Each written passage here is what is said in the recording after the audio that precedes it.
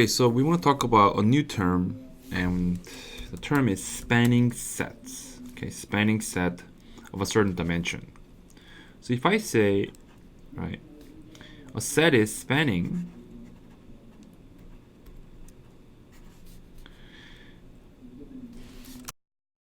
let's say the R2, this means the set of vectors that I have by linear combination of the vectors in that set, we can create any vectors in two dimension. And the typical one is the I vector, right? The unit vector in the x along the x-axis, and the unit vector on the y-axis. So with these two, right, they just look like this, right? Here's 1, 0, and this is 0, 1. With those two, I can create any vector, right? Any vector in this two dimension. Right? So if I wanted to create, for example, just random vector like that, right? All I have to do is take this vector here, right? So look, if I just draw a triangle like this to form a right angle triangle, right? I can use this vector right here. So start from use a negative of that vector and go down 1, 2, and maybe a little bit more portion. And we can always vary the size of our unit vector by multiplying by a constant. And take this vector and just go along this way. So we may need 1, 2, 3, 4, 5, 6, 7, and a little bit more, right? Maybe almost 8. So clearly, using these two vectors, I can create that vector. And you can think of it very simply. Any vector you create, right? Any vector you create, if you can form a perfect right angle triangle like this, then using 0, 1, right, and 1, 0, we can create this vector as sum of these two vectors. So linear combination of these two vectors. Now, does it have to be 1, 0, 0, 1? What about like something else? Okay, what about let's say 1, 1. Okay, 1, 1, and let's say a negative 1, 2. Okay, so let's see what they look like. So 1, 1 will look like this. Right, here's 1, 1, 1, 1. Negative 1, 2 will look like this. Okay? And note that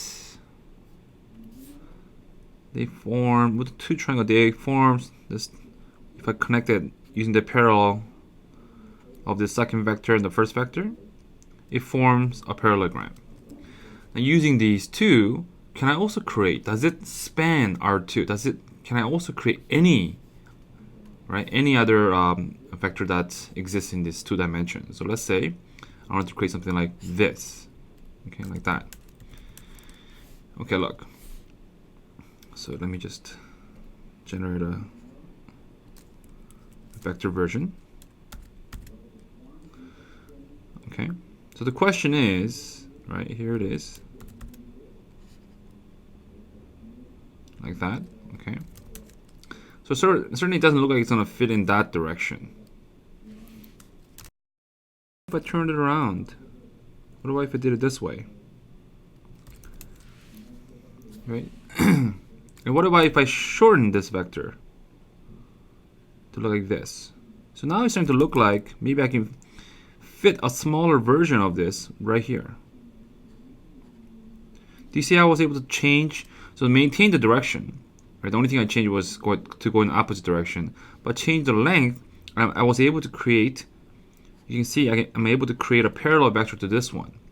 Now all I have to do is just get this one and make it longer.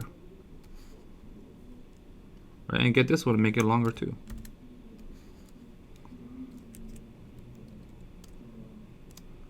Right? Something like this.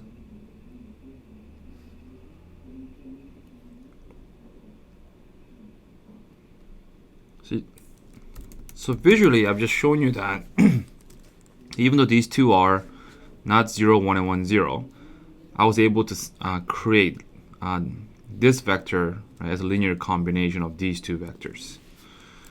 Well, technically, this should be going in the other direction, like this.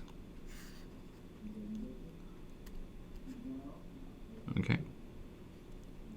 So in fact, any two independent vectors, any two vectors that are not, okay, they are not parallel, they actually span R2. So that's actually very important. Any two independent, we say linearly independent,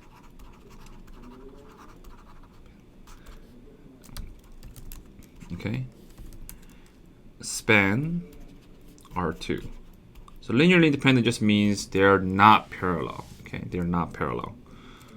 Okay, let's do a numerical example. So I've just shown you the idea now, just showing you some pictures that why this makes sense and what spanning sets mean.